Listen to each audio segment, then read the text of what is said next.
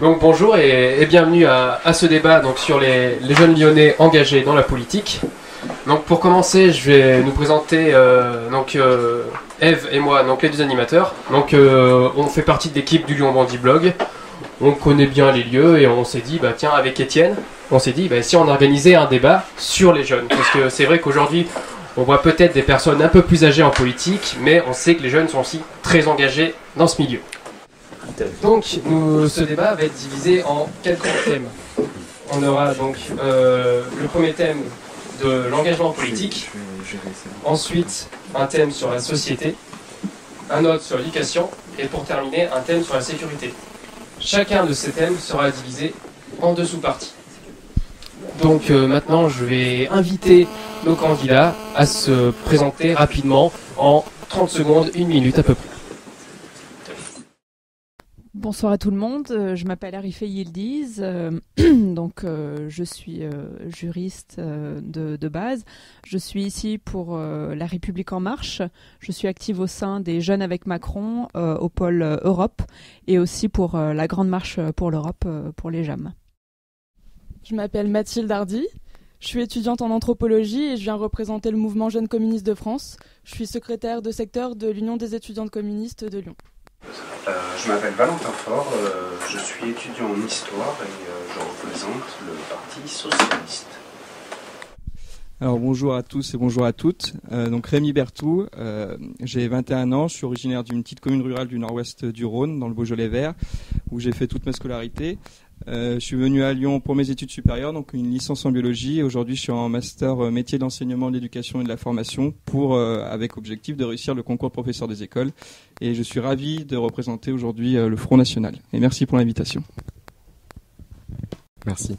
Antoine Enaf, je suis représentant des Jeunes Républicains, j'ai 21 ans, je suis étudiant en droit. Et moi aussi, je voudrais vous remercier de l'organisation de ce débat. Je suis très heureux de pouvoir échanger avec l'ensemble des représentants des différents partis. Bonjour à toutes et tous, je m'appelle Anaïs Belwassa Chérifi, je suis étudiante en master de sciences politiques à l'université de Lyon 2. Je suis aussi militante à la France Insoumise et aujourd'hui je tiens à vous remercier aussi pour cette invitation et ce débat. Merci beaucoup. Alors comme premier thème, on va justement aborder les raisons de votre engagement, ou d'où ils viennent, ce qui se passe. Et donc on va commencer par les 50 ans de mai 68. Qui va être un thème, je pense, qui va être pris et repris cette année, donc autant devancer.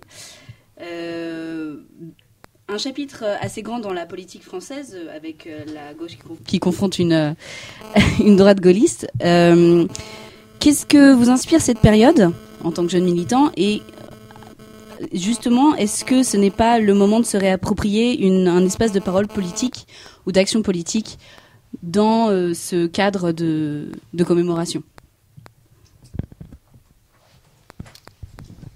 Je vais commencer.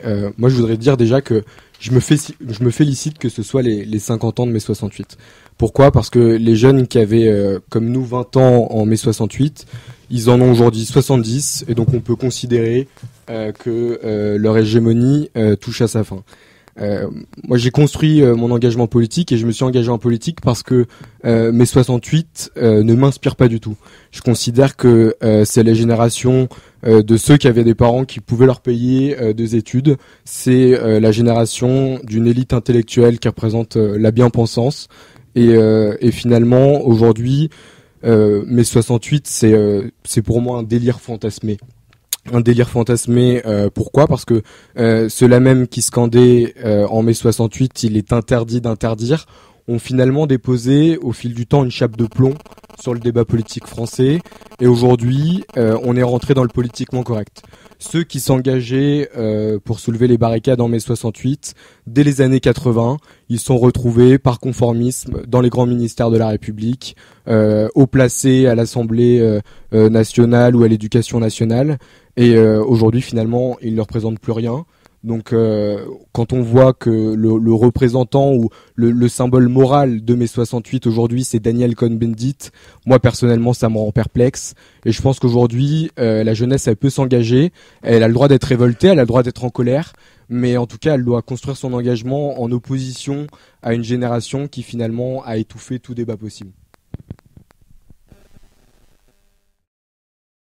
Pour ma part, je trouve que c'est un peu réduire mai 68 seulement aux étudiants, alors que mai 68 c'était aussi une grève de travailleurs et travailleuses qui remettaient en question leur exploitation. Et ils ont quand même obtenu, certes, pas des victoires immenses, mais des petites victoires qui sont pas négligeables. J'entends par là, dans les accords de Grenelle, la hausse de 35% du salaire minimum, une hausse de 10% de l'ensemble des salaires, mais aussi une augmentation des congés payés. Donc pour moi, je trouve que c'est important de savoir cette histoire-là. Mais aussi, je pense que surtout, il faut être dans le présent et voir dans le futur. Et c'est pour ça que j'appelle les jeunes et les étudiants à être présents dans la rue le 22 pour leurs droits. Donc pour continuer les études sans être sélectionnés, pour ceux qui ont déjà commencé des études, pouvoir les continuer sans avoir la fin des rattrapages, etc. Et du coup aussi pour le service public, notamment le service public de la santé, qui est de plus en plus dégradé à cause du manque de financement de l'État. Mais on fait d'abord chacun son tour.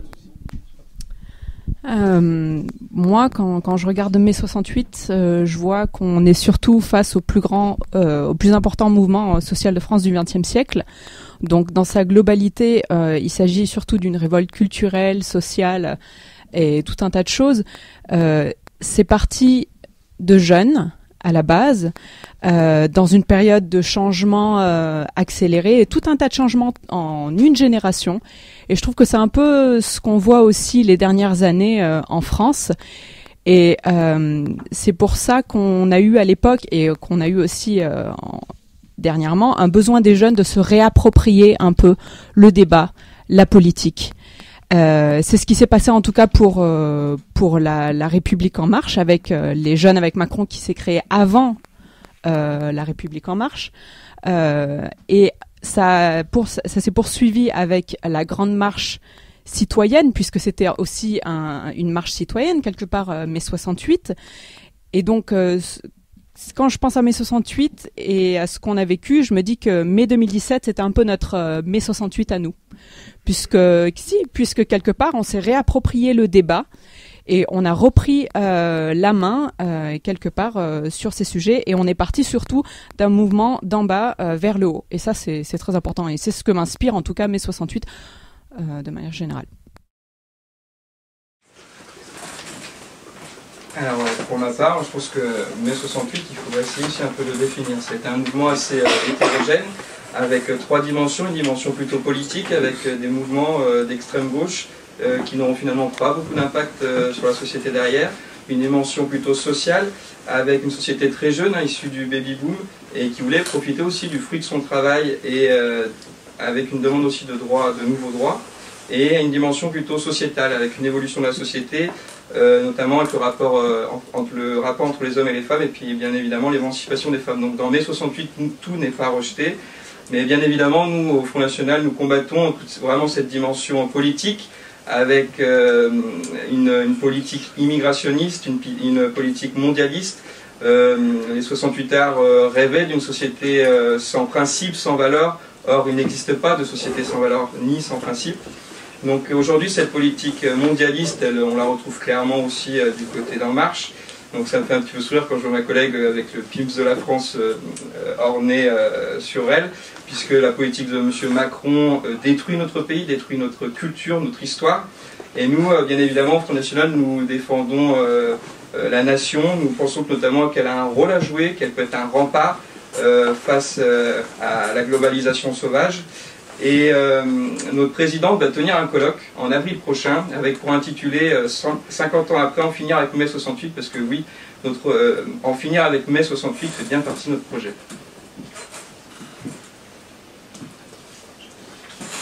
Ce qui est intéressant avec mai 68, c'est que quand on parle de commémoration tous les 10 ans à peu près de mai 68, c'est que c'est très intéressant, on en dit plus sur nous-mêmes que sur l'événement en fait.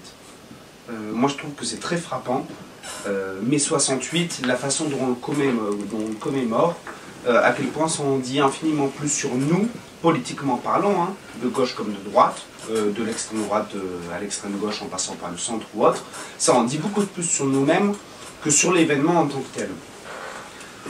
Et en même temps, c'est normal parce que mai 68, ça a la particularité d'être un mouvement qui a commencé à se commémorer au moment même où il s'est déroulé. Mai 68, la commémoration de mai 68 a commencé en mai 68. C'est pas un événement historique sur lequel on revient 50 ans après. C'est un mouvement historique qui, dès le début, s'est auto-commémoré. C'est un néologisme un peu moche, hein. Mais c'est ça qui est très intéressant, mais comme d'autres événements, comme la Commune de Paris, comme la Révolution de 89 évidemment. Mais il y a un vrai... C'est très intéressant parce qu'il y a une vraie façon de commémoration de mai 68 qui nous empêche, à gauche comme à droite, comme dans d'autres mouvances politiques, de pouvoir penser l'événement. Aujourd'hui, l'alternative, elle est claire. Où on est pour mai 68, dans le sens... une émergence d'alternatives radicales qui permettent de transformer la société, ou on considère au contraire que c'est un mouvement qui, en l'occurrence, a favorisé la décadence du pays. Éric Zemmour est le meilleur idéologue sur ce sujet, qui explique ça très bien dans ce site français. Donc on a ces deux alternatives. Ce qui est intéressant aujourd'hui, c'est que mai 68, il faut dépasser ces antagonismes idéologiques sur ça. Parce que mai 68, déjà, il n'y a pas un mai 68, il y en a deux. Il y a plusieurs mai 68. Il y a un mai 68 qu'on connaît tous, qui est le mai 68 officiel, qui est le mai 68 de Cohn-Bendit, en gros, pour faire simple, donc de la jeunesse étudiante des nouvelles classes moyennes à la fin des années 60. Et ce mai 68-là, on peut le critiquer. Enfin, on peut tout critiquer d'ailleurs, mais on peut le critiquer parce que, en partie, beaucoup de ce mai 68-là a été recyclé par le capitalisme et par la société de consommation pour en faire de nouveaux mots d'ordre. Toutes les techniques de management, beaucoup d'auteurs de gauche comme de droite, ont parfaitement expliqué que ce mai 68-là a été recyclé, ingurgité, adopté par le capitalisme de la seconde moitié du XXe siècle pour pouvoir donner les nouveaux mots d'ordre de la société de consommation, du management, etc. Transgresser, il est interdit d'interdire, jouissez sans entrave, etc. etc. On peut le critiquer celui-là, mais il y a un autre mai 68 aussi. Il n'y a pas seulement le mai 68 étudiant, il y a le mai 68 ouvrier. Mai 68, c'est quand même la grève ouvrière la plus importante de toute l'histoire de France. Y compris vis-à-vis du 19e siècle. Et celle-là, cette partie de mai 68 est importante. Et il y avait des constellations alternatives qui se développaient à ce moment-là, qui pouvaient être aussi bien décroissantes, socialistes, anticapitalistes ou autres. Donc moi ce qui me... J'arrête là parce que j'ai... Vous avez maximum 5 minutes. Ouais, carrément. J'ai trop parlé. Je la ferme alors parce que ouais, j'ai beaucoup trop parlé. Ce qui est intéressant, moi ce qui me frappe et ce que je trouve très intéressant avec mai 68, c'est la façon en fait dont on a un rapport, à gauche comme à droite d'ailleurs, on a un rapport mythologique avec le passé. Alors qu'il faut une vraie compréhension lucide de l'histoire, pas un rapport mythologique. Mai 68, le Parti communiste était absolument opposé à mai 68. Beaucoup, comme Mitterrand ou autres, l'étaient également. Donc, et en fait, il faut qu'on ait un rapport lucide avec l'histoire, pour qu'on puisse en parler, pas être seulement justement dans la commémoration, être aussi dans l'analyse avec l'histoire. Et ben, je perdrai une minute de parole sur la suite.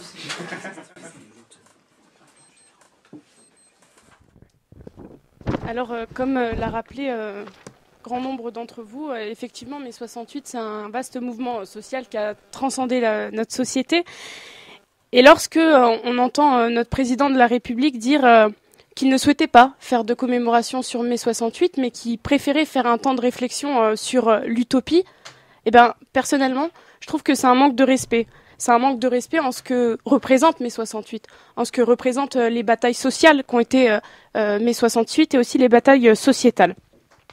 Un manque de respect pour les salariés. Mathilde, tu l'as très bien expliqué tout à l'heure, sur l'augmentation à 35% du SMIC, 10% de manière générale, la 4e semaine de congés payés, mais aussi ce fut des conquêtes sociales et sociétales pour la libéralisation des mœurs, pour la liberté sexuelle, d'accès à la contraception, du droit à l'avortement. Et aujourd'hui, en fait, je me pose une question. Que reste-t-il de mai 68 ? Que reste-t-il de mai 68 lorsqu'on assiste à une telle dégradation de notre société aujourd'hui ? Lorsqu'on assiste au fait que l'état d'urgence soit marquée dans le droit commun. Qu'on assiste à une inversion de la hiérarchie des normes dans la loi travail. Alors, qu'est-ce qui avait marché en mai 68 ? Eh bien, ce qui avait marché en mai 68, c'était que les étudiants, les jeunes, les salariés, les fonctionnaires avaient réussi à faire une convergence des luttes et avaient réussi à s'entendre sur un mot d'ordre, c'était transformer la société. Et donc, moi, je n'ai juste une chose à dire, c'est qu'aujourd'hui, il faut transformer la société. Et il faut garder cet esprit peut-être utopique, comme diraient certains, de mai 68. Parce que je vous assure que jeudi prochain, le 22 mars, à 10h30, place Bellecour, ce sera peut-être un nouveau rendez-vous pour que les étudiants, les jeunes, les salariés, les fonctionnaires puissent s'exprimer sur des sujets tant importants. Et moi, je voudrais juste réagir très simplement et très rapidement sur ce qui a été dit. Déjà, je m'étonne du discours qui est tenu par les différents représentants des partis de gauche. Mais 68, c'est aussi la violence, c'est les barricades, c'est une contestation qu'on peut cautionner, des combats qui peuvent être légitimes, mais c'est aussi de la violence. Mais ce que je veux dire, c'est que on peut en parler pendant des heures et des heures, mais ce qu'il faut retenir de mai 68, c'est que c'est le virage entre une gauche qui avant défendait les ouvriers, les travailleurs, la France populaire, et depuis mai 68, cette gauche-là, elle a abandonné la France ouvrière, elle a abandonné la France des travailleurs, et à l'image de Daniel Cohn-Bendit, alors qu'elle avait fondé son engagement sur mai 68 dans le cadre du marxisme et de ses dérivations, elle a sombré dans un européisme béat et un libéralisme sauvage.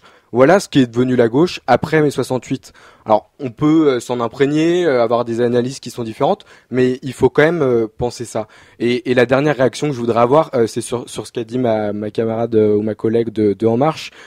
Finalement, en t'écoutant, c'est assez drôle, on a l'impression d'entendre Emmanuel Macron. Tu te fâches avec personne. T'aimes mai 68. Je suis pas sûr que d'ailleurs les responsables de La République En Marche aimeraient ta comparaison entre mai 68 et ce que les jeunes En Marche ont fait l'année dernière. Donc tu donnes du crédit à la gauche et puis en même temps, dans une vague description un peu floue, tu dis mais oui, mais on doit aller de l'avant, etc. En fait, c'est exactement ce que fait Emmanuel Macron aujourd'hui. Il utilise des mots souvent bien choisis, c'est vrai, des arguments de com, mais finalement il dit pas grand-chose et surtout il fait rien pour le quotidien des Français. Il fait rien pour les gens qui vivent dans les territoires. Il fait rien pour les travailleurs, les artisans qui sont assommés de normes de charges. Et il parle beaucoup, mais Emmanuel Macron, il parle beaucoup pour ne rien dire. Et ce que tu viens de dire sur mai 68, c'est un peu à l'image du président de la République. Oui. Je vais réagir très rapidement. Je trouve que c'est un peu facile de dire qu'il ne fait rien, surtout que on peut parler de tout un tas de sujets, mais là, le sujet, c'était surtout l'engagement politique par rapport à mai 68 et aux 50 ans.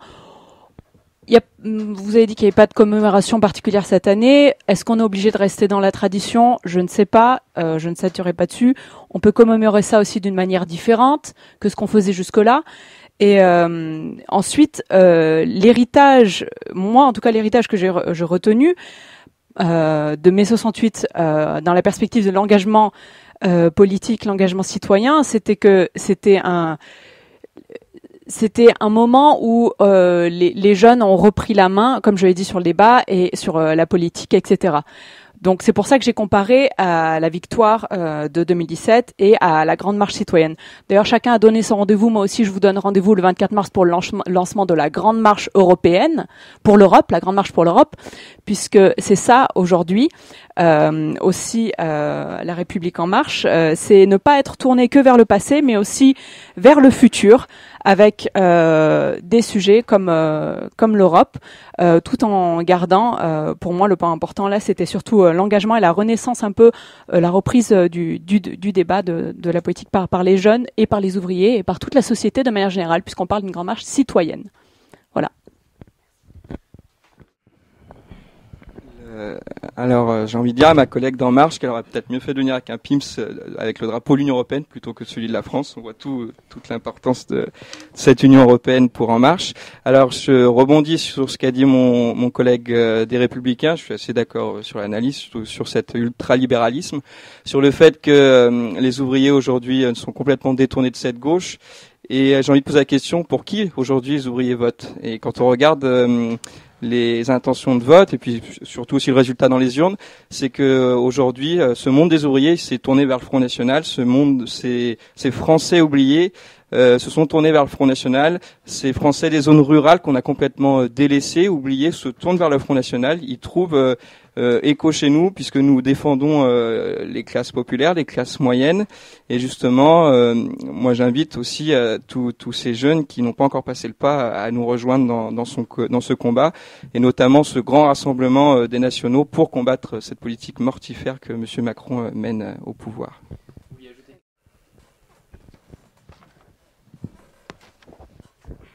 Alors, ton intervention est bluffante. Elle est bluffante parce que, en fait, le premier parti des ouvriers, sais-tu quel est ce parti? C'est l'abstention. C'est l'abstention et ce n'est ni le Front National, ni le Rassemblement Populaire ou je ne sais quelle chose déjà déposée en préfecture, mais bon, c'est pas grave. Petit recours. Non, oui.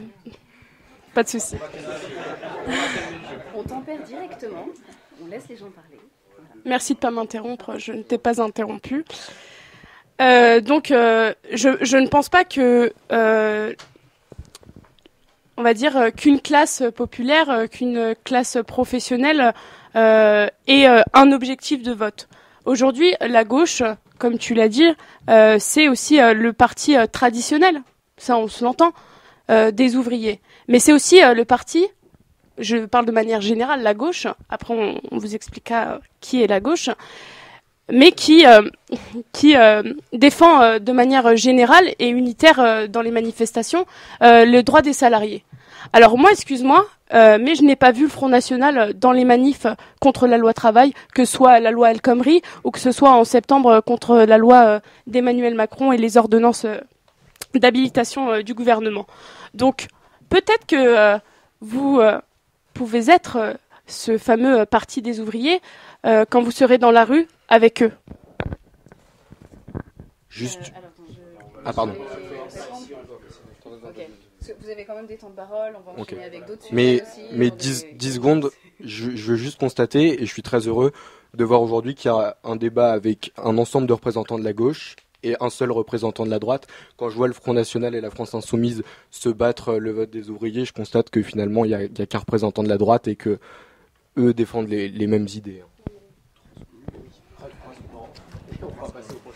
Mais on définit... Enfin là, moi je voulais dire plein d'autres trucs, mais bon, voilà, c'est pour la suite. Mais on peut pas définir une appartenance politique ou idéologique en fonction de ceux qui votent pour soi. Enfin, les ouvriers, il y a une époque effectivement où la droite se faisait un honneur et c'était très bien pour elle d'avoir le suffrage ouvrier. Non, mais j'ai été interloqué par cette remarque en fait. Il y a une époque où la droite était populaire. Hein. Donc. On est où au niveau du temps de parole? Vous avez vraiment rien à rajouter? Non, il y a d'autres sujets qui m'inspirent. Bon, juste une phrase. Bien sûr. Merci. Non, je réagissais juste par rapport à la réflexion de ma collègue sur la loi travail et le fait que le Front National n'y participait pas, ce qui reflète quand même que le programme du Front National, sur le plan économique du moins, est très proche du programme de Jean-Luc Mélenchon. C'était à cela que je faisais allusion. Alors, une attaque, 2 attaques, 3 attaques, désolé, je réponds. Je t'invite vraiment à lire notre programme parce qu'apparemment tu n'as pas l'air de le connaître. Notre programme économique, en quoi est-il proche de celui du Front National? Tu mets 2 oppositions politiques sur le même plan. Bah, moi, je suis pas d'accord. Je vais pas me défendre sur le fait que tu dises que le Front National et la France Insoumise sont les mêmes. Je vais absolument pas. Je vais clore directement ce débat. Sur l'économie, on en parlera tout à l'heure, mais le plan économique de la France Insoumise, il y a différentes choses. Il y a l'impôt universel. Il y a 2, la lutte contre l'évasion fiscale, la lutte contre les charges patronales qui sont pas souvent payées. Et donc moi, je ne tolère pas que tu puisses mettre ces 2 forces politiques, si on peut appeler ça des forces politiques, mais sur le même piédestal. Merci, c'est gentil. Alors on va ranger les gants de boxe, s'il vous plaît. On va se, mais c'est bien, ça montre que on a eu raison de tous vous faire venir, c'est que c'est très actif. Là, on va passer au sujet, sur le choix d'un parti politique. Effectivement, le fait qu'on soit aussi jeune et qu'on se sente interpellé politiquement aussi à nos âges. La question que je me suis posée en faisant cette trame, c'est effectivement, comme le mouvement, par exemple, Génération de Benoît Hamon, on peut parler d'une politique où les militants suivent des idées ou des personnalités, parce qu'effectivement, autant vous attaquez au point de vue des personnalités ou au point de vue des programmes. On sait que le Front National ou France Insoumise a eu de gros succès chez les jeunes. Alors, est-ce que c'est peut-être pour une histoire de parti ou pour un nouveau paysage politique qu'il propose, une nouvelle image de marque? Est-ce que militer chez les Républicains en tant que jeune adulte, qu'est-ce que ça signifie? Effectivement. Et quelles sont les luttes politiques, enfin, chacun d'entre vous, pourquoi est-ce que vous êtes allés dans vos partis respectifs? Et qu'est-ce que vous pouvez amener en tant que jeune dans vos partis respectifs? Alors du coup, pour ma part, je me suis engagée au mouvement Jeunes communistes de France quand j'avais 17 ans et que j'étais en première. Alors, je viens du Vaucluse et pas du tout de Lyon. Et du coup, ça me fait un peu rire que tu penses que le Front National défende la population précaire. Parce que pour ma part, je connais la politique du maire du Pontet qui est au Front National, Joris Ebrard. La première chose qu'il a fait quand il était maire, c'est de baisser les subventions pour la cantine, empêchant les enfants n'ayant pas les moyens de manger correctement. Et je parle pas de la politique pour les services publics sur la ville d'Orange. Et du coup, je me suis engagée chez les jeunes communistes parce que il me paraissait proposer une politique du quotidien. C'est-à-dire qu'il y avait plusieurs campagnes, une campagne pour la gratuité des transports, un soutien scolaire qui était mis en place. Ici, à Lyon, on a mis en place une AMAP, c'est-à-dire une association de maintien à l'agriculture paysanne. Et donc, chaque mercredi, on a des paysans qui viennent nous ramener leurs légumes. Et ça permet de soutenir l'agriculture locale et biologique. Et on met aussi en place des aides au permis de conduire. Ensuite, ça me permet d'être la meilleure alternative comme parti féministe. Parce que les communistes, c'est les premiers qui ont présenté des femmes à des élections quand c'était encore illégal. C'est les premiers à avoir demandé des droits pour les femmes, à avoir voté du coup quand il y avait le droit à l'IVG. Et du coup, c'est pour ça que je me suis engagée avec les jeunes communistes.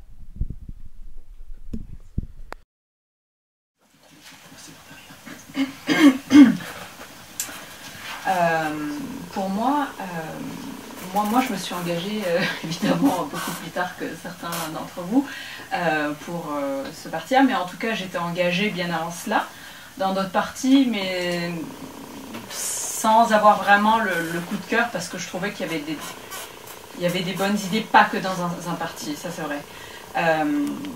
Avant même de parler du choix d'un parti politique à 20 ans, je pense qu'il est important de parler aussi de l'abstentionnisme, qui est très fort aujourd'hui. Sur plus de 66 millions d'habitants, on n'a que 44 millions et quelques d'inscrits aux listes, 25% d'abstention à la présidentielle, plus de 50% aux législatives et aux dernières législatives et dernières européennes. C'est énorme. Donc aujourd'hui, c'est vraiment, en tout cas pour moi, je trouve que c'est très important en tant que jeune de pouvoir s'engager, d'avoir la flamme pour un parti ou pour l'autre, de s'engager tout simplement. Puisqu'aujourd'hui, moi je parle plus d'engagement citoyen que de choix d'un parti politique. Et quand je regarde par exemple les jeunes avec Macron, avec qui je milite, qui est le premier mouvement de jeunesse politique en France avec plus de 25 000 adhérents, et parmi eux, ce que je vois, c'est des jeunes d'horizons très différents, bien évidemment, mais aussi des exemples frappants, comme par exemple ce week-end j'étais à la première convention nationale des JAM à Paris, et on voit entre les rangs aussi des personnes comme Yanis, 15 ans, qui tracte, qui militent sur le terrain avant même d'avoir le droit de vote. Et je trouve ça génial parce qu'on parle d'engagement avant même d'avoir 20 ans. Et la raison pour laquelle peut-être certains de ces jeunes se sont engagés dans ce mouvement aussi, c'est que chez les jeunes avec Macron, chez JAM, on est aussi force de proposition. Par exemple, on a fait remonter 3 propositions auprès de Brune Poisson sur le thème de l'environnement, qui va être discuté donc à Paris. Et c'est ce qui motive aussi les jeunes aujourd'hui, c'est qu'ils ont l'impression vraiment de s'investir et de travailler pour l'avenir. En parlant d'avenir, on a un autre projet qui s'appelle La France en 2030, un livre qu'on va coécrire tous ensemble sur plusieurs thématiques. Parce qu'aujourd'hui, nous, ce qu'on veut, c'est arrêter de se lamenter sur le passé et de regarder vers le futur. Et de penser à l'avenir et de motiver les jeunes, tous les citoyens, pour l'engagement de demain. Donc, quand on parle d'un choix politique à 20 ans, je pense qu'on peut même parler d'avant 20 ans et de cette possibilité d'avoir un mot à dire, une proposition à faire pour l'avenir. Voilà. C'est ce qui m'a séduit.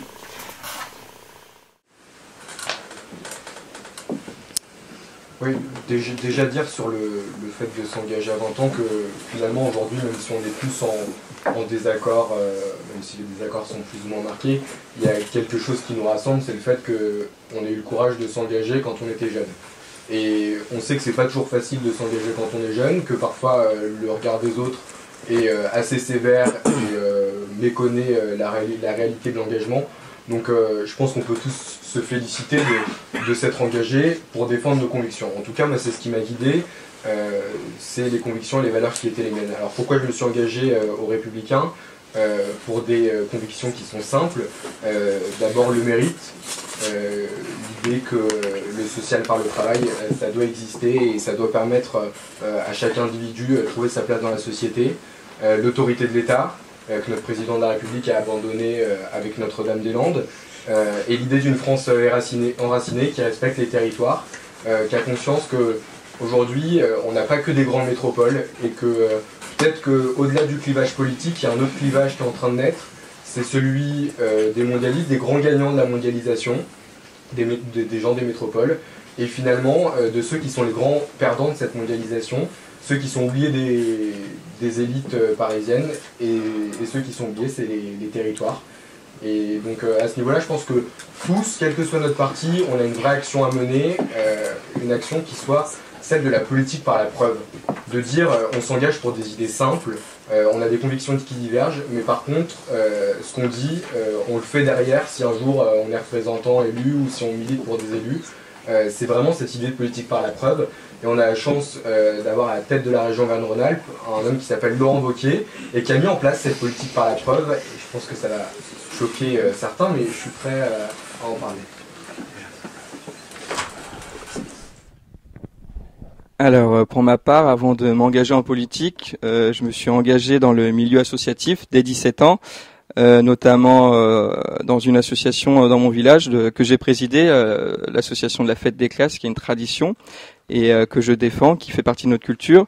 Ensuite, je me suis aussi engagé dans le comité des fêtes pour justement essayer de dynamiser cette société, dynamiser toutes ces communes rurales. Donc, je pense que d'abord, ce milieu associatif, c'est un premier pas dans lequel je me suis lancé pour essayer de dynamiser cette société. Et j'aime beaucoup la citation de Bernanos qui est la suivante, qui est qu'on ne subit pas l'avenir, on doit le faire. Et je pense que finalement, mon engagement politique est en continuité avec mon engagement dans le milieu associatif pour tout ce qui est la défense de l'intérêt commun, pour l'intérêt général. Donc pour ce qui est de mon engagement au Front National, je me suis intéressé à la présidentielle de 2012, j'avais 16 ans. Et j'ai regardé tous les programmes de Monsieur Mélenchon jusqu'à Marine Le Pen. Et celui par lequel j'étais le plus séduit, c'était celui bien évidemment du Front National. Et je me suis engagé en juin 2015, donc ça fait à peu près 3 ans, au sein du Front National, où je suis très fier de défendre également la valeur de mérite, de travail. C'est marrant, le discours des Républicains se droitise beaucoup. Également aussi cette France des oubliés, que nous n'oublions pas, que on va sur le terrain, on va voir les gens. Et on le voit aussi par les scores, il me semble. Hein, le Front National fait d'excellents scores dans toutes ces communes rurales, dans tout ce milieu rural qui a été complètement abandonné par les gouvernements successifs, hein, de gauche comme de droite, et encore aujourd'hui par La République En Marche. Donc aussi, je pense que cette jeunesse, qui est une force au sein du Front National, vous connaissez tous le Front National de la jeunesse, et nous sommes structurés, organisés, et au sein de notre parti, nous avons la chance d'être écoutés et de participer à tous les événements auxquels on peut être invité.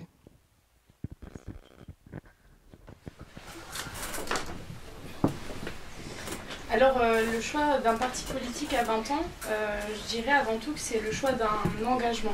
Et je pense qu'on est tous unanimes sur cette question. C'est que lorsqu'on est jeune, un engagement, c'est toujours très bien, ça nous apprend énormément de choses.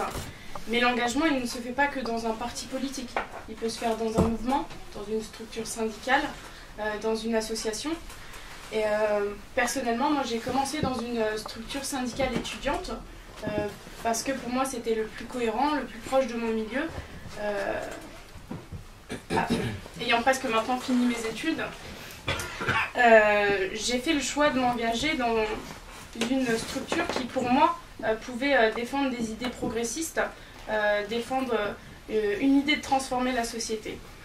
Et donc, pour les générations futures, j'ai fait le choix de l'avenir, j'ai fait le choix de l'avenir en commun, j'ai fait le choix d'une 6e République avec une assemblée représentative de tous ses concitoyens. J'ai fait le choix d'une République qui est unie, laïque, garante des biens communs. Et j'ai fait le choix de jours meilleurs. Parce que ce qu'on veut, c'est un avenir qui est serein. Et donc ça passe aussi par une planification écologique. Ça passe par une Europe qui est responsable, démocratique et sociale. Et pour bien sûr une jeunesse autonome et ayant des protections sociales. Donc voilà les infimes raisons pour lesquelles je me suis engagée. Et moi je tiens à préciser que à La République En Marche, que je ne pense pas que vous êtes le premier mouvement ou parti de jeunesse. Je pense que, comme je l'ai dit, il y a différentes manières de s'engager. Il y a différents vecteurs d'engagement. Et donc je ne pense pas qu'on peut se proclamer comme ça souverain de l'engagement de la jeunesse. Et donc je veux juste rappeler quelque chose qui m'a interpellée d'ailleurs dans la construction de votre mouvement de jeunesse. C'est ce qu'on appelle l'article 15. Vous savez, cet article qui dit que les 4 personnes non paritaires, entre 26 et 29 ans, députés ou alors employés à l'Élysée, peuvent mettre ce qu'on appelle un droit de veto sur toutes les structures démocratiques dans votre mouvement. Donc, moi, je vous invite à vous battre en interne, hein, parce que c'est pas très démocratique tout ça. Et donc, comme vous prenez énormément on va dire, de démocratie, nouveauté, émergence d'engagement, je tiens à vous faire vérifier cet article 15. Merci.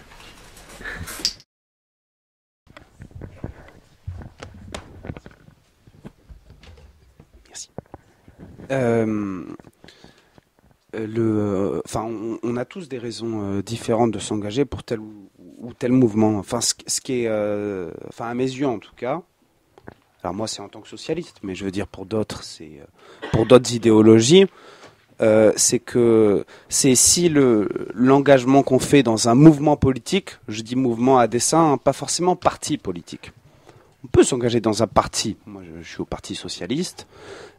D'autres sont dans d'autres partis. Et quand je fais le distinguo entre mouvement et parti, c'est pas pour dire France Insoumise, En Marche, c'est pas un parti. C'est pas dans ce sens-là.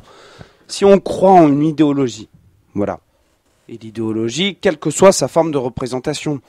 Il y a un socialiste résistant qui s'appelait André Philippe qui disait une magnifique phrase, qui s'est fait purger du Parti socialiste à la fin des années 60, d'ailleurs, sous Guy Mollet, qui s'appelait André Philippe, qui a écrit un magnifique livre qui s'intitulait Le socialisme trahi, justement.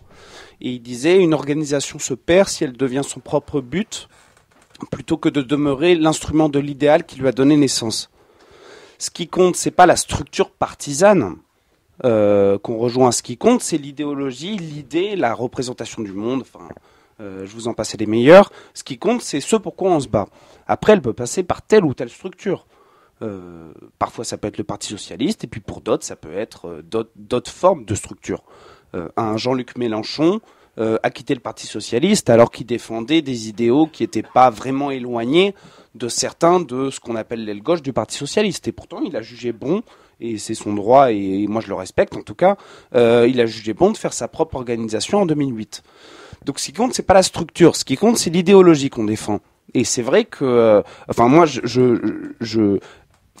que je trouve bien, ce que je défends en tout cas, mais que ce soit vis-à-vis de mouvements de gauche comme de droite, ce qui compte, à mes yeux, c'est que les gens défendent d'abord leur propre façon de se représenter les choses. Leur conception du monde, c'est des grands mots quand je dis conception du monde là. Mais n'empêche, c'est ça au départ la politique.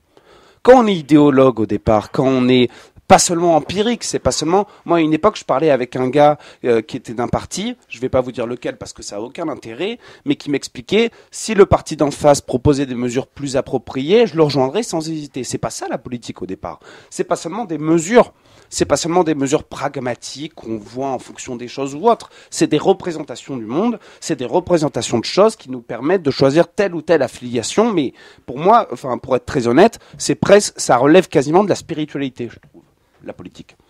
D'ailleurs, Jaurès disait que le socialisme c'était une grande cause religieuse. Donc, c'est pas du fanatisme, c'est que l'idéologie ça compte et c'est pas moins matériel que c'est pas une question de quand Stéphane Le Foll, je parle pour Mongrain parce qu'il est du Parti socialiste, expliquait qu'il était en désaccord avec Macron parce qu'il était contre la hausse de la CSG. Oui, moi je suis complètement d'accord, mais ça suffit pas. C'est pas une politique du catalogue. On n'est pas d'accord sur tel ou tel point et d'accord sur tel ou tel point. Ce qui compte, c'est la représentation des choses qu'on se fait. Et je me tais parce que voilà. Je voudrais juste répondre à ma collègue du Parti communiste. Elle a raison d'évoquer la mairie du Pontet, monsieur Ebrard, qui a baissé les impôts des Pontéciens, qui a permis aussi de baisser l'insécurité, donc de permettre aux citoyens de vivre dans un monde, dans une commune bien meilleure au quotidien. Et si le bilan serait si mauvais, il faudrait m'expliquer pourquoi le vote Front National n'a cessé de s'accroître dans ces communes gérées par le Front National. Donc moi, c'est aussi pour ça que je me suis engagé au sein de ce parti, c'est parce que nous avons une vision pragmatique, lucide et humaine de la société.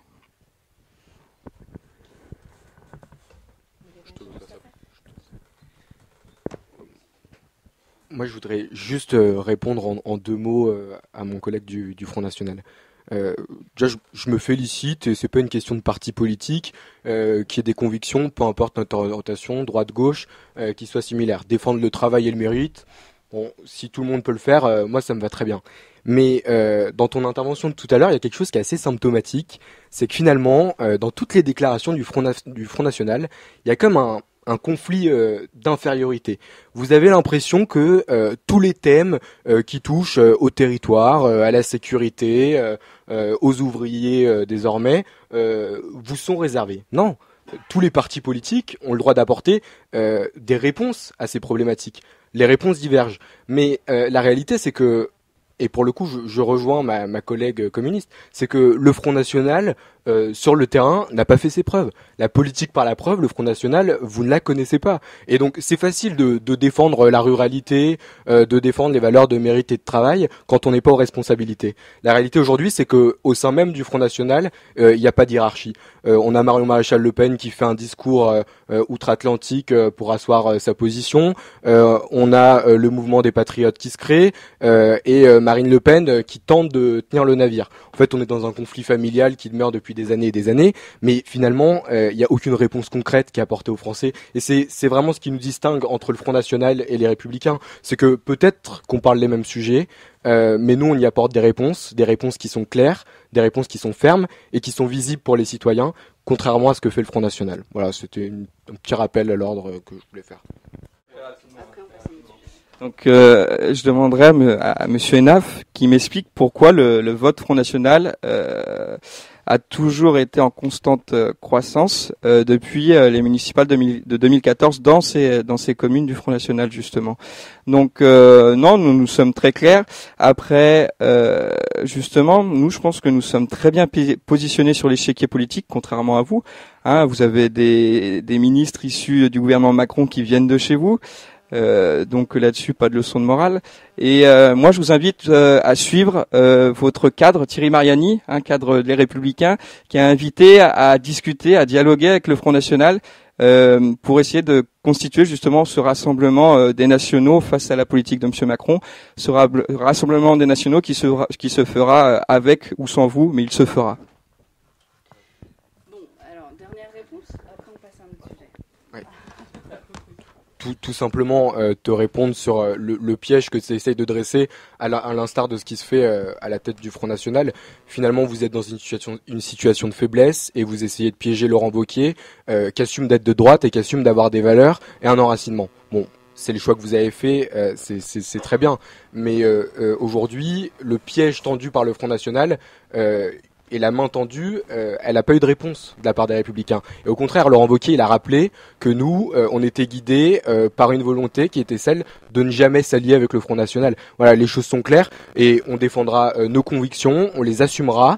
Peut-être qu'on ramènera dans le champ républicain, comme on peut dire, des électeurs du Front National. En tout cas, nous, notre objectif, c'est pas de se positionner sur un échiquier politique, d'être dans une espèce de stratégie. L'objectif des Républicains, c'est de répondre aux problématiques des Français et de proposer une vraie offre politique qui soit concrète et pragmatique. Voilà, c'est tout. Ah, vous voulez rajouter quelque chose ? Non, moi je voulais juste préciser que pour la baisse de l'insécurité au Pontet, je suis pas trop au courant de comment ça a été chiffré parce que c'est pas réellement ce qui se passe si on regarde les journaux. Et ensuite, oui, la baisse des impôts, elle existe, mais c'est pas ma conception de la politique. Pour moi, les impôts sont nécessaires et permettent l'accès à tout le monde aux services publics, et ça, c'est important. Très bien, nous allons donc pouvoir attaquer le second sujet qui tourne, lui, autour de la société. Donc, le premier point que nous allons aborder est celui de la légalisation de la drogue. Ça va être très drôle. Donc, à l'inverse de ses voisins européens, donc qui eux tendent à faciliter l'accès au cannabis, donc que ce soit pour usage personnel ou pour des raisons thérapeutiques, la France reste sur ses positions et n'assouplit aucune de ses règles sur la consommation de ce stupéfiant. Ce qui est assez étrange puisque on a un paradoxe puisque la France est un des plus gros consommateurs d'Europe, si ce n'est pas le plus gros consommateur d'Europe. La légalisation des drogues peuvent relancer un débat donc sur la situation des banlieues et la paix sociale qui est de mise avec certains trafiquants. Donc la question à tout ça serait qu'est-ce que que révèle cette polémique de l'industrie pharmaceutique et de la situation économique française, et si l'État légalise les drogues sur lesquelles les trafiquants font du profit, que se passera-t-il ? La parole à Mathilda. Pour ma part, je partage ce constat. Je pense que la législation, en tout cas, n'est pas assez efficace en France. Elle est totalement répressive et il suffit de lire des sociologues comme Laurent Wauquiez pour voir que ça ne fait pas baisser la consommation des drogues et ça n'empêche pas qu'il y ait du trafic. Et ensuite, je pense qu'il y a d'autres domaines corollaires qui méritent d'être encadrés. Notamment, il mérite d'y avoir plus d'encadrement au niveau des flux bancaires, puisque ceux qui font de l'argent avec la drogue, cet argent va quelque part, et c'est anormal qu'il soit perdu comme ça dans un espace-temps inconnu. Et donc, il faut réguler ce blanchissement d'argent et pouvoir l'empêcher, en tout cas par un encadrement sur les flux bancaires. En ce qui concerne la légalisation des drogues, on parle de la France comme étant un des plus gros consommateurs. On parle, je pense, surtout, pour une grande partie du cannabis, il me semble. Faut savoir que le cannabis aujourd'hui, il n'est légalisé que pour seulement 1,5% de la population mondiale. faut remettre un peu, le constat aujourd'hui c'est ça, qu'il est dépénalisé que pour 15% de la population mondiale. Donc il faut pas se dire ah là là tel ou tel pays est en train de légaliser ou dépénaliser, ça reste une minorité. Oui, il y en a qui le font, ça reste une minorité. Il faut aussi savoir qu'en France l'utilisation thérapeutique est légale depuis 2013, ça il faut le rappeler. C'est important, notamment à travers le Sativex, il me semble. Il y a quelques produits à ce niveau-là. Et la position aujourd'hui du gouvernement, c'est de punir par une simple contravention. Pourquoi ? D'abord, parce que jusque-là, on était beaucoup on positionnait beaucoup la personne qui utilisait les stupéfiants comme étant un délinquant. On ne peut pas généraliser ça, je pense. Et aujourd'hui, cette procédure de simple contravention va aussi permettre de désengorger la justice, puisque cette réforme entraînerait une baisse de 76% du temps consacré par les forces de l'ordre pour l'interpellation des usagers. C'est énorme. C'est du temps qu'on pourrait dispatcher sur d'autres choses plus sensibles encore, je pense. Je tiens à le rappeler que passer 5 grammes, ça reste quand même un délit. C'est un sujet très sensible aujourd'hui. Ce qui est important, c'est d'être à l'écoute des gens qui sont dépendants, puisque derrière cette consommation importante en France, comparée aux autres pays de l'Union européenne, il y a la toxicomanie. Donc on ne peut pas avoir une position simpliste sur ce sujet en disant oui ou non. C'est un sujet qu'il va falloir encadrer, qu'il va falloir réguler, puisqu'il y a tout un tas de cas. Et c'est pour ça que je pense qu'on peut pas juste répondre par oui ou non. Et ceux qui veulent aussi légaliser pour que... Il y a un des arguments les plus que j'entends le plus souvent, par exemple, c'est si on légalisait, ça pourrait rapporter tant de millions d'euros à l'État. Mais est-ce que l'État a envie de s'enrichir sur le dos des gens qui sont quelque part dépendants ? Je suis pas sûre. En tout cas, aujourd'hui, c'est un sujet très sensible, qu'on est d'abord à l'écoute de ces gens-là. Je pense qu'il y a d'abord une aide à apporter et qu'il faut réguler et encadrer dans une certaine mesure. Alors, moi, je vais partir du constat. Je pense déjà il faut essayer de séquencer de quelle drogue on parle. Moi là, je vais parler du cannabis. Je pense que donc cette drogue, c'est pas une question qui est relative qu'à la jeunesse. On l'a vu par votre intervention que c'est quelque chose qui est répandu dans la société, que ce soit à tout âge, à toute classe sociale. Et donc moi, j'ai juste un chiffre à vous amener, c'est que aujourd'hui, c'est 1% du PIB de la France qui est utilisé dans le cadre de la lutte contre les drogues et les personnes dépendantes. Et selon l'Observatoire français des drogues et de la toxicomanie, en 2010, la France a dépensé 1,5 milliard d'euros dans la répression. Et aujourd'hui, on constate quelque chose, c'est que ça ne marche pas. Alors, que fait-on ? Alors, soit on continue comme ça, à dépenser de l'argent, peut-être du contribuable, pour mener des politiques qui ne sont pas efficaces. Nous, à la France Insoumise, on a 3 mesures qui s'articulent pour répondre à cette problématique. La première, c'est, de premier abord, c'est établir un diagnostic global. Lorsqu'on a établi un diagnostic global sur les consommations, et intégrant les anxiolytiques, et ça permet de viser une politique de réduction des risques. Ensuite, légaliser, c'est aussi encadrer la consommation, la production, la vente du cannabis. Et c'est dans ces conditions que on permettra, on va arriver à lutter contre les addictions parce qu'on aura un contrôle sur à la fois la qualité, mais aussi les quantités écoulées. De plus, nous, on est bien évidemment opposés au fait que les mineurs consomment du cannabis. Et donc la troisième mesure, c'est justement affecter toutes ces recettes, non pas c'est un État qui s'enrichit sur le dos des toxicomanes, mais pour la lutte contre ce cannabis, parce qu'on le sait que de plus en plus tôt dans la jeunesse, c'est un fléau. Alors, donc c'est affecter les recettes de cette taxe sur le cannabis à des programmes de lutte contre les addictions et à une politique d'encadrement et de prévention contre la désintoxication. Pardon. Moi, je voudrais dire quelque chose de tout simple pour commencer.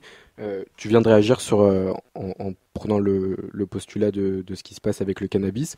Moi, j'étais un peu surpris en découvrant les thèmes parce que j'ai vu légalisation des drogues. Donc, je me suis dit tiens, on parle souvent de cannabis, maintenant on va nous parler d'héroïne. Enfin, je me suis dit tiens, c'est assez surprenant. Mais simplement sur ce sujet, dire que moi, je pense qu'on peut pas demander à l'État de tout faire. On peut pas demander à l'État de protéger et d'ouvrir et de légaliser en même temps. Soit on laisse faire les individus et on légalise, mais dans ce cas-là, on peut pas demander à l'État de protéger et d'assurer au niveau médical derrière un suivi. Enfin, on peut pas être dans ce double discours-là. Puis après, on a eu une déclaration qui prenait l'exemple des pays voisins. Le 5 mars dernier, il y a un rapport qui est paru dans Le Monde des forces de l'ordre, des syndicats de forces de l'ordre aux Pays-Bas. Et ces syndicats de forces de l'ordre ont dit les Pays-Bas sont devenus un pays de narcos. Aujourd'hui, on n'a aucun contrôle sur la vente et la consommation de drogue. On sait plus gérer, on sait plus comment faire, et ça nous pose des problèmes qui sont structurants en termes de sécurité, en termes de soins, etc. Et alors, je pense que c'est effectivement un sujet qui est extrêmement compliqué, mais avant de prendre une décision et d'envisager des solutions qui soient tournées vers les légalisations, on devrait aussi regarder ce qui se passe à côté, parce que parfois ça nous permettrait de prendre un petit peu de recul sur l'emballement de certains à légaliser certaines drogues. Mais pour le côté forfaitaire, ça peut être une option, parce qu'aujourd'hui on voit que les peines ne sont pas appliquées, peut-être que l'aspect d'amende pourrait être utile. Pour ma part, je suis un peu choquée qu'on prône un désengagement de l'État sur cette question, alors que c'est quand même une question de santé publique. Et justement, comme je prends aussi très à cœur la question de la toxicomanie, je voulais demander à la représentante de la République En Marche quels moyens seront mis dans la prévention sur comment on appelle ça ? La dépendance aux drogues et la toxicomanie. Alors, juste avant d'éclairer mon propos, ça me fait un petit peu sourire quand j'entends ma collègue d'En Marche dire qu'il ne faut pas s'enrichir sur le dos des gens dépendants. Mais ça ne vous dérange pas que le gouvernement s'enrichisse sur le dos des automobilistes en abaissant la limitation de vitesse à 80 km/h. Ça ne vous dérange pas que de s'enrichir aussi sur le dos des retraités en augmentant la CSG. Bref. Donc moi, par rapport à cette question des drogues, j'essaie d'avoir une vision assez globale, systémique. De par mon parcours universitaire, notamment en biologie, j'ai pu approcher la question, tout ce qui touchait le métabolisme humain par rapport notamment au cannabis aussi. Donc vous avez le delta 9 tétrahydrocannabinol, qu'on appelle plus communément le THC, qui est le principal cannabinoïde psychoactif qu'on rencontre dans la plupart des effets du cannabis. Et ce psychotrope, à long terme, il peut entraîner des pathologies lourdes, comme la schizophrénie, perte de mémoire. Donc nous, bien évidemment, au Front National, nous sommes contre la légalisation des drogues. Nous voulons plutôt renforcer l'arsenal répressif et prôner la tolérance zéro envers les dealers et les trafiquants de drogue, notamment dans les territoires qui ne sont plus des territoires de la République, notamment dans les banlieues. Et je pense qu'il y a il y a aussi un véritable enjeu dans l'éducation et qu'il faut renforcer la prévention sur ce sujet-là dans le milieu scolaire. Mais je ne réfute pas de tout chez ma collègue En Marche, il y a quand même des vertus médicinales du cannabis qu'on peut utiliser, mais qu'il faut bien évidemment légiférer pour éviter les dérives. Le problème ce qui est intéressant, c'est que il y a un consensus quand même aujourd'hui sur le fait qu'on a à la fois la législation la plus répressive parce que tu parles des dealers et autres, tu parles de ceux qui mettent en circulation le cannabis. Mais il y a aussi ce qu'on appelle des usagers. Et on a la consommation aujourd'hui de la part d'usagers qui le font illégalement, d'accord, mais on a la consommation la plus importante avec l'arsenal le plus répressif. Je crois qu'on est deuxième après le Danemark sur la consommation, il me semble. Et en tout cas, on a un arsenal répressif qui est parfaitement élaboré. Donc il faut savoir non seulement ce qu'on veut, de quoi on parle, et puis surtout sans hypocrisie, parce que l'arsenal répressif aujourd'hui, on a cet outil-là. Il existe et de fait, ça ne marche pas. Mais ce qui est intéressant avec la question du cannabis, c'est que ça divise toutes les forces politiques. On n'est pas sur le clivage traditionnel gauche-droite là. On est vraiment, y compris au sein des forces politiques, à droite comme à gauche, plus à droite comme plus à gauche, centriste ou autre. On a vraiment des vraies oppositions sur le sujet. Et l'hypocrisie, en fait, la seule condition de la mettre à côté, c'est il y a trois choses. Où on explique que l'arsenal répressif marche très bien, il suffit de le renforcer, comme tu viens de le dire à peu près. Et dans ce cas-là, tout va bien. Personnellement, c'est pas mon avis, et je pense que, y compris dans des mouvements politiques de gauche comme de droite, même s'il n'y a pas d'accord sur les solutions, on est tous d'accord pour dire qu'aujourd'hui, ça ne marche pas. Notre politique, notre système politique sur ce sujet ne marche pas. Sinon, il y a trois solutions. Il y a la dépénalisation, que je trouve hypocrite, si on s'en tient là, parce que ce que veut faire Macron là, c'est faire une sorte de contravention. Enfin, en gros, c'est acter la dépénalisation, quoi. La contraventionnalisation, compliqué à dire. C'est une forme de dépénalisation qui dit pas son nom. Il y a une forme de légalisation où on ouvre au marché la vente de cannabis. Donc là, on est dans une perspective un peu plus libérale, mais on ouvre à la concurrence, tout simplement, les ventes de cannabis. Et il y a une forme de légalisation sous monopole public, où c'est l'État qui prend en charge la vente non seulement les usagers sont pas en délit quand ils consomment, mais en plus, c'est l'État qui lui-même assure la distribution et la vente de cannabis. Je parle évidemment que du cannabis, hein. Je parle pas de la cocaïne ou d'autres choses. Et il faut choisir entre ces trois solutions. Au Parti Socialiste, il y a évidemment, comme dans toutes les autres formations, je pense qu'il n'y a évidemment pas de consensus, il y a des débats là-dessus. Mais je pense que ce qui a changé depuis ces dernières années, depuis assez récemment, c'est que à gauche, quel que soit le bord politique, on sait que ça ne marche pas aujourd'hui, notre système législatif sur le sujet.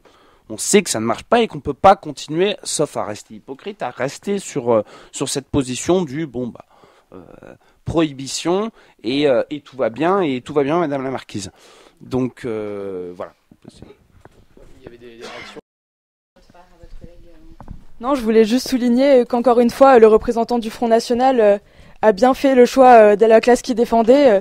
Et en tout cas, c'est pas les classes populaires, puisque quand on parle de délinquants, de trafiquants de drogue, apparemment, c'est directement les quartiers populaires.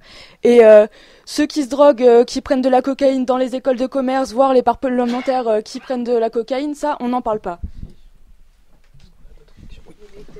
Oui, donc si je me souviens bien, c'était quelles sont les mesures proposées pour aider à lutter contre la toxicomanie. Je n'ai pas toutes les mesures en tête ce soir, je m'en excuse. Je ne vais pas faire l'exposé de ce qui est proposé dans tous les cas, le sujet étant la légalisation des drogues. Ce qui est important de souligner ici, c'est qu'il ne faut pas de déresponsabilisation des usagers. C'est sûr qu'il faut aider les gens qui sont en situation de dépendance. Il y a des choses qui sont mises en place, mais je pense que le plus gros travail est à faire en prévention. C'est-à-dire qu'on aura moins de choses à faire après si déjà on évite un certain nombre de personnes, parfois à un âge très jeune, de tomber dedans. Et ça passe par tout un travail contre l'exclusion, contre réorienter certains jeunes dans le système scolaire, éviter la ghettoisation, etc., etc. Donc plus de prévention, ça serait plutôt ce que je préconiserais à ce niveau-là, et éviter éviter de mettre les usagers en situation de c'est pas ma faute. Maintenant, je suis dépendant et j'attends juste qu'on m'aide là-dessus, quoi. Parce que le travail est beaucoup plus compliqué. Je connais pas les chiffres à ce niveau-là de succès, mais voilà. Alors moi, je vais juste me permettre de répondre à l'aberration qu'a fait Monsieur Berthoud. Moi, j'ai juste une question à vous poser. En fait, qui êtes-vous pour dire que certains territoires n'appartiennent pas à notre République ? Vous qui êtes au Front National patriote, aimez la nation, la République. Je vais juste vous rappeler juste l'article 1 de notre Constitution. La République est une et indivisible. Alors, bien évidemment, nous souhaitons que ces territoires retrouvent toute leur place dans notre République, mais le problème, c'est qu'ils n'y sont plus. C'est qu'aujourd'hui, parfois, on ne peut plus accéder à certains quartiers, à certaines banlieues. Ça, c'est une réalité. Je sais que ça vous fait une réaction d'urticaire chez vous, mais c'est une réalité. C'est un constat. Après, on peut dire que c'est bien, on peut dire que c'est mal, mais c'est un constat. C'est comme ça. C'est la réalité. Nous allons donc maintenant aborder le sujet de la place de la parole des femmes. Donc là, comme on a vu récemment avec l'affaire Weinstein, la parole des femmes s'est vue déliée, pas encore libérée hélas, et de l'attention y est portée autant de la part des femmes que des hommes. Harcèlement moral, physique, les payes inégales, le pouvoir sur son propre corps. Pourquoi les principales luttes féministes sont-elles revenues dans le fil de l'actualité ? Quelles sont les influences politiques et sociales révélées par rapport à l'affaire DSK où, à ce moment-là, la polémique féministe n'avait pas été autant engagée. Pas vu grand-chose. Pour prendre quelques exemples, pour la défense de l'IVG, donc en 75, donc Simone Veil s'était vue, bien insultée sur des termes antisémites et sexistes à l'intérieur de sa propre hémicycle. Et 35 ans plus tard, donc 37 ans, pardon, c'est Cécile Duflot qui s'est attiré les foudres de l'UMP, toujours au sein de l'Assemblée nationale. Il faut noter aussi que la France est très loin dans l'attente d'un chef d'État femme. Donc, on a quelques exemples, l'Argentine en 1974, l'Islande en 1980 ou plus récemment le Libéria en 2005. Et donc, pour ce qui est de la France, la seule femme Premier ministre, ça remonte à entre 91 et 92 avec Édith Cresson, donc sous François Mitterrand. Qu'est-ce que cela révèle-t-il du conservatisme français à vos yeux? Et pourquoi l'État et les médias sont-ils plus enclins à écouter, propager et respecter les demandes de presque il faut dire la moitié de la population française à présent, enfin aujourd'hui et pas tellement que ça avant.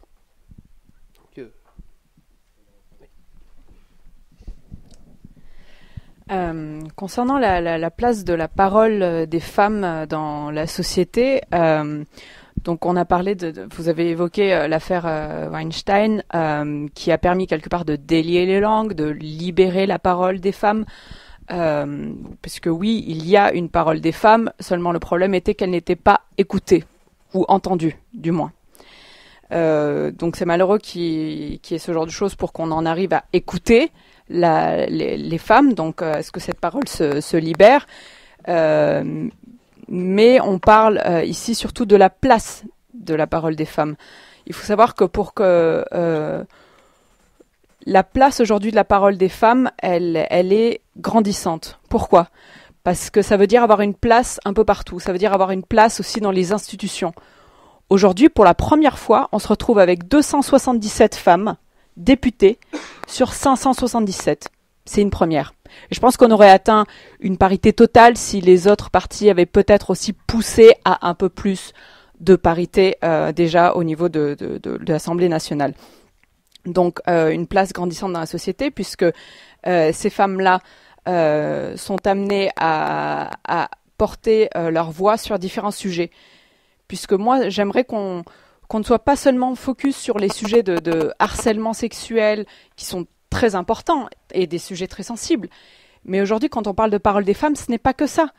C'est des sujets vastes comme l'économie, l'environnement et autres.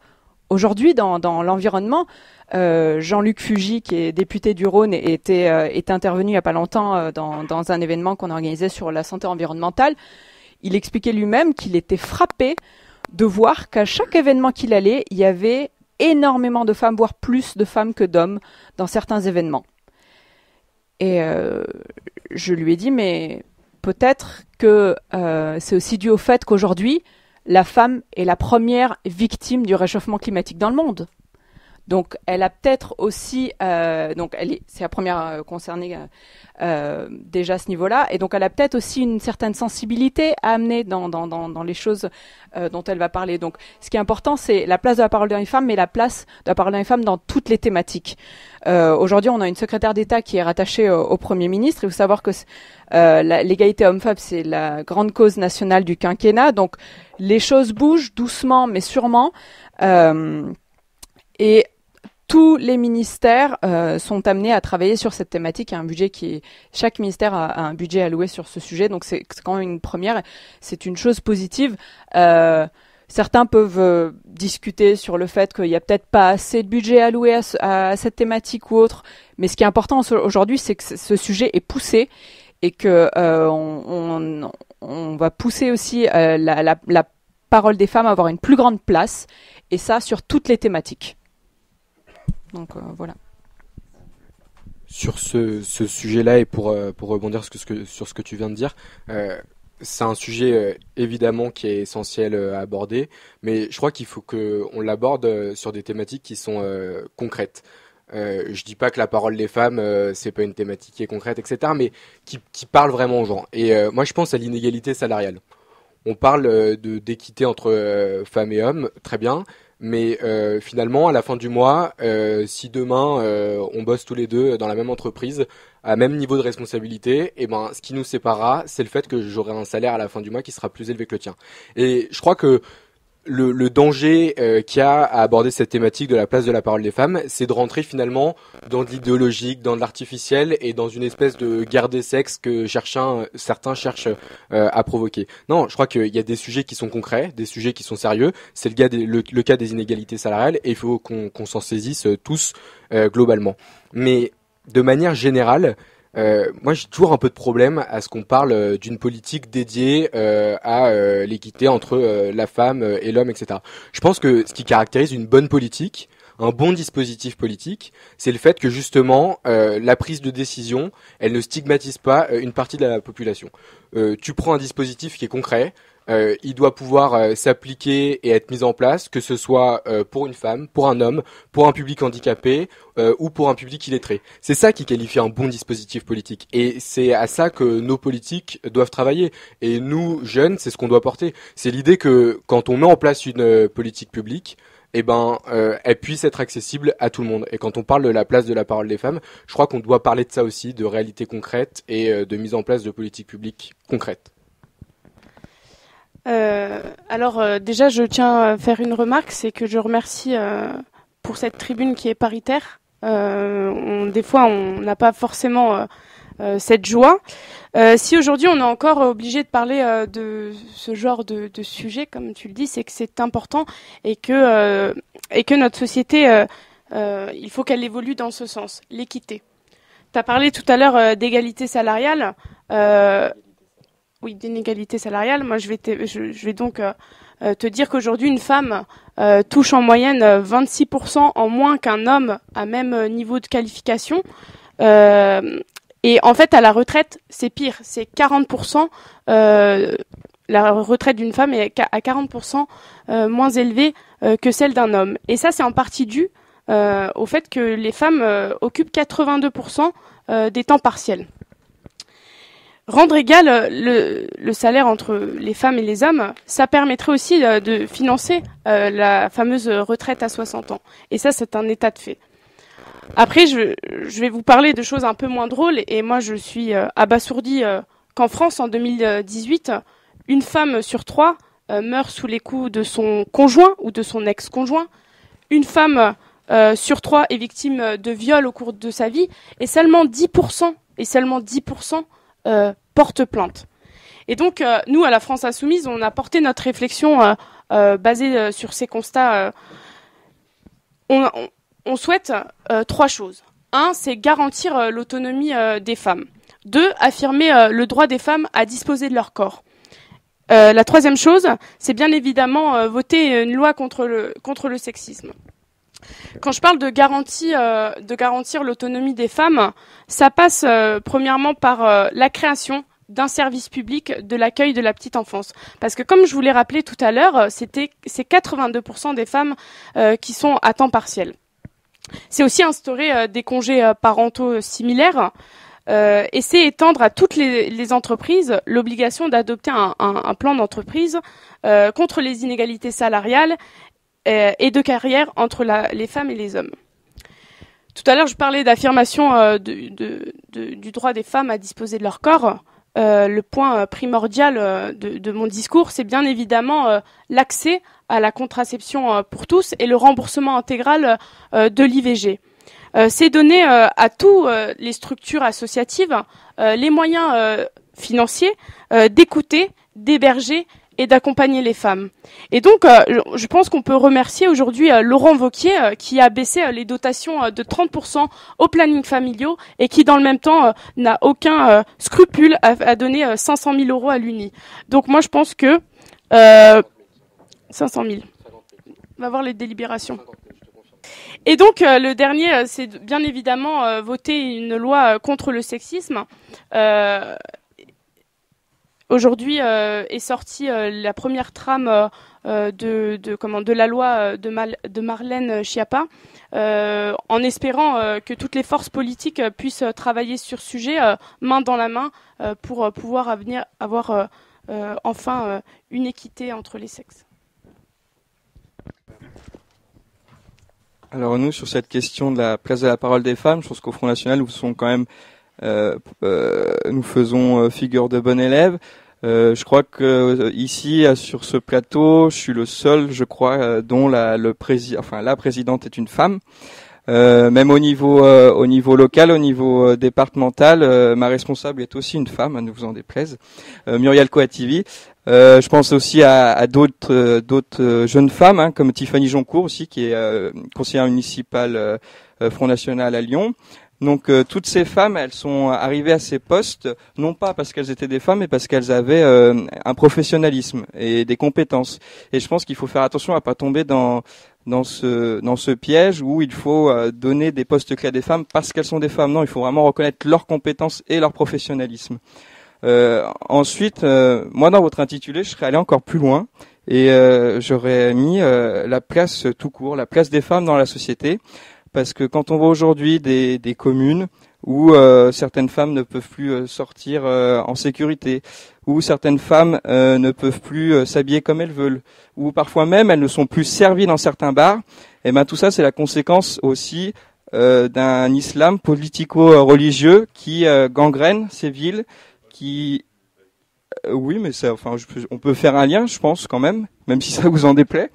Donc tout ça, c'est la conséquence d'un islam politico-religieux qui gangrène nos villes et qui vient même parfois dans nos villages.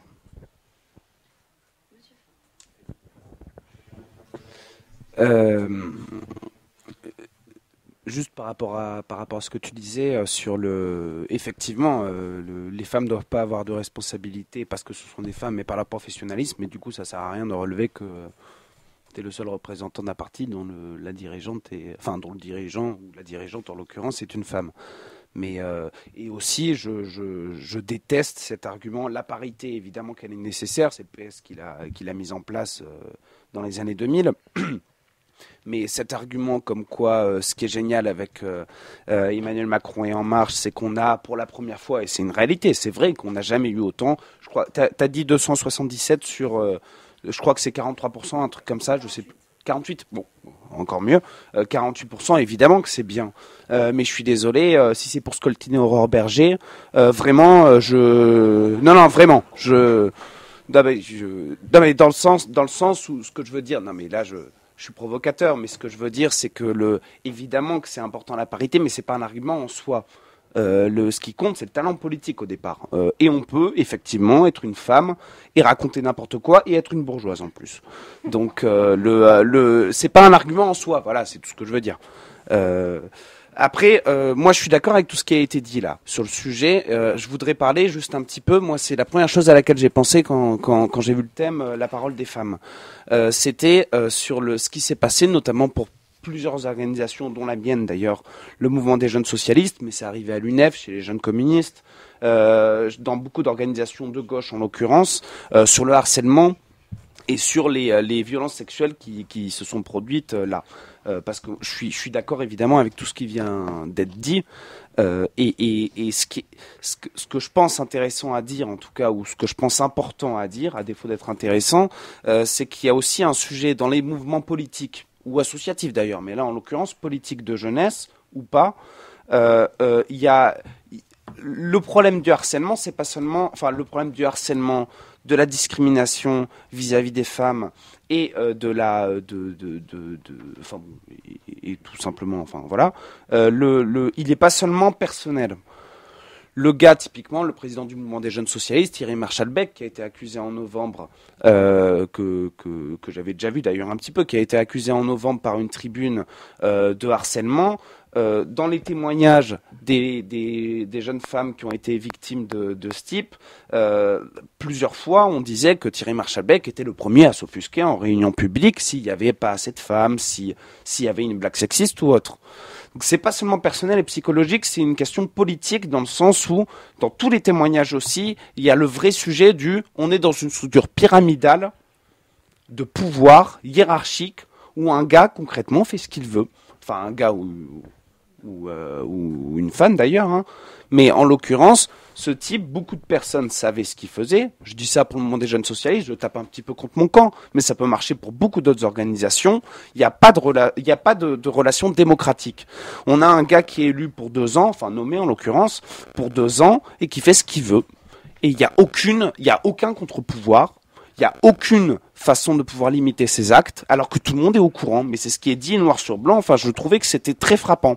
Alors, quand on est au sein des jeunes socialistes, on peut s'en rendre compte par soi-même. Mais là, dans un grand journal, enfin, que ce soit au Monde ou à Libération, c'était écrit noir sur blanc. Il pouvait faire ce qu'il voulait, parce qu'il était président. Et ça marche pour les jeunes socialistes, mais pour d'autres organisations, encore une fois. Et c'est pour ça que je finis là. La question de la place des femmes, la parole des femmes, et moi je voulais mettre sur ce terrain en particulier dans les organisations politiques, de jeunesse en l'occurrence, sur le harcèlement des femmes, elle est politique aussi. Parce que c'est pas parce qu'il y a une démocratie interne qu'il n'y aura pas de harcèlement des femmes, malheureusement. C'est pas ça qui empêchera. En revanche, ça permettra de le faire connaître. Et ça permettra aux gens qui sont au courant de pas tirer le rideau ou mettre cette affaire-là sous le tapis. Et je pense que c'est indissociable. La question démocratique, politique et la question du harcèlement.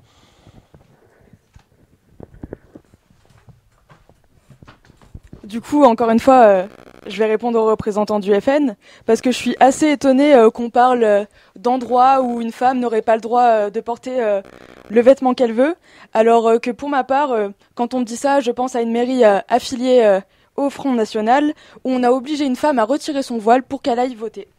Alors qu'elle était bien connue de la mairie, elle travaille à l'église où elle fait de la restauration, et elle était déjà venue voter au premier tour, mais apparemment on la reconnaît pas entre le premier et le deuxième tour. Ensuite, pour ma part, je pense que les discriminations positives, c'est nécessaire. La question de la parité sont plus que nécessaires, parce que le système patriarcal, c'est-à-dire l'exploitation et la domination des femmes par les hommes, elle commence dès le plus jeune âge, avec la socialisation primaire. Enfin, on a une socialisation primaire genrée. Par exemple, pour les femmes, on va leur dire « Oh, c'est pas grave, elle peut pleurer, elle peut s'habiller comme une princesse », alors que l'homme ne doit pas pleurer parce que sinon il n'est pas assez costaud. Enfin bref, ça nous apprend à nous femmes à pas trop parler parce que c'est pas à nous de dire ce qu'on pense. On est juste fait pour faire la vaisselle ou je ne sais quoi. Et du coup, c'est pour ça que c'est nécessaire d'apprendre aux hommes que non, en fait, on est l'égal de l'homme. Et du coup, pour notre part, on propose plusieurs choses. On propose qu'il y ait des cellules d'écoute un peu partout. On propose un cadrage national des diplômes, ce qui permet l'égalité salariale femmes-hommes. Mais on propose aussi qu'il y ait des formations juridiques afin que les hommes et les femmes connaissent leurs droits, mais particulièrement les femmes, puisque comme l'a dit Anaïs, c'est les premières à subir des agressions sexuelles et sexistes. Et enfin, puisque tu parlais justement des problèmes de harcèlement au sein des organisations. Pour notre part, nous, on a mis en place des référentes qui ne sont pas... qui n'ont pas forcément des positions hiérarchiques et qui peuvent... Il y a des référentes locales comme nationales. Et dès qu'une personne est accusé d'être un harceleur ou un agresseur, il est suspendu et si c'est avéré, il est exclu de l'organisation. Juste une petite réaction, on a vérifié avec ma collègue insoumise, du coup la dotation était bien de 50 000 € et pas de 500 000. Moi je voudrais dire que je suis particulièrement d'accord avec ce que tu as dit et je trouve que c'est assez courageux que tu pointes du doigt ce qui s'est passé dans ton propre parti. Par contre, je voudrais qu'on parle de tous les sujets et sans tomber dans ce qu'a dit mon collègue Bertou, il y a un tournage qui a été fait dans certaines communes du Rhône et notamment à Rieux-la-Pape qui montrait que certaines femmes ne pouvaient pas s'asseoir aux terrasses de café, pas sortir entre elles, etc. Et je crois que ce qui est important si on ne veut pas tomber dans la démagogie et si on veut s'attaquer au concret, c'est qu'on doit tout dénoncer.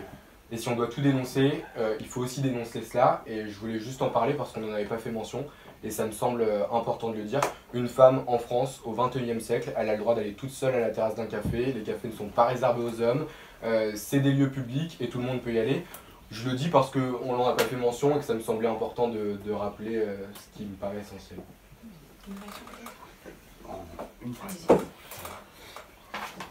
Une phrase parce que sinon, on sait très bien comment ça peut finir sur le débat, là, on va en parler quand en gros, tu seras islamophobe et on sait très bien voilà. Non, mais pour être honnête, on sait très bien la référence que tu fais. Très clairement, pour être très simple, oui, il faut dénoncer partout, dans n'importe quel sujet, point. Et effectivement, mais lui-même l'a dit d'ailleurs dès cet été, Benoît Hamon, quand il y a eu cette fameuse polémique où il disait oui, mais vous savez, les ouvriers au 19e, dans les cafés ouvriers, les femmes ne pouvaient pas rentrer. Lui-même a dit que c'était très maladroit. Pour moi, c'est un euphémisme, c'est un peu plus que maladroit, et surtout faux historiquement. Mais oui, il faut dénoncer partout. Évidemment, je suis d'accord avec toi. C'est pas moi, femme, que tu vas apprendre que j'ai pas le droit de porter une jupe à tel endroit. Mais j'attaquais justement les propos parce qu'il parlait particulièrement du droit du port du voile et c'est ça qui m'a un peu titillée. Faut lui Non, c'était pas du tout en lien avec le port du voile, c'était surtout et justement par rapport à ce que M. Enaf a dit, c'est le fait que les femmes ne pouvaient plus se sortir tout simplement en jupe dans certaines rues, tout simplement, c'était les propos que j'avais tenus.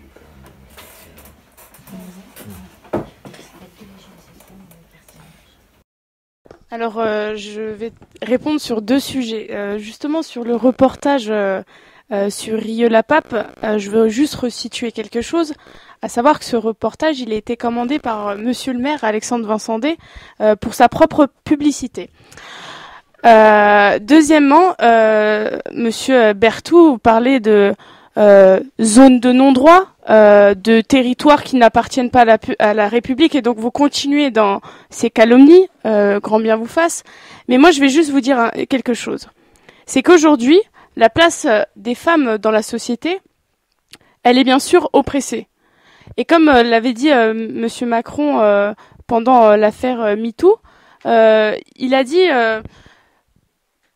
que dans certains quartiers, certains banlieues, il y avait plus d'harcèlement de rue, plus d'harcèlement que autre part. Moi, je tiens juste à rétablir quelque chose, c'est qu'aujourd'hui, c'est un constat qui est clair, c'est que 100% des femmes sont victimes d'harcèlement dans les transports en commun, dans la rue. Donc c'est ni un endroit, c'est ni une classe sociale, c'est ni une banlieue. Donc je pense qu'il faut juste clore ce débat complètement puéril et dogmatique que vous alimentez depuis le début. Si on clôt les débats puérils et dogmatiques, je trouve que ta réflexion, honnêtement, elle est dommage. Au lieu de te placer sur le même plan que tes deux collègues qui disent qu'effectivement il faut dénoncer le fait qu'une femme puisse pas s'asseoir à la terrasse d'un café, tu pars sur un argument qui est politique. Je trouve que c'est dommage parce que c'est un sujet qui peut emporter consensus entre nous et rappeler des choses qui sont peu évidente et invérifiable comme ce que tu viens de dire, je trouve que ça gâche en partie le débat. Et venant de toi, ça me surprend parce que en tant que femme, vous devriez être plutôt satisfaite qu'on arrive à avoir un débat comme ça qui puisse rassembler tout le monde sur des réalités, des choses qui sont essentielles, et tomber dans du politique comme ça, je trouve que c'est dommage. Alors, je suis très contente que tu parles à ma place. En tant que femme, je suis très contente. Merci. C'était pas justement un argument politique. J'ai pas dit que j'étais absolument d'accord avec le fait que les femmes ne s'assoient pas à des terrasses de café. J'ai pas dit ça non plus. Voilà. Est-ce qu'on a d'autres réactions ou non? Bah du coup on va pouvoir faire une petite pause, 10 minutes, un quart d'heure, et on rattaquera après.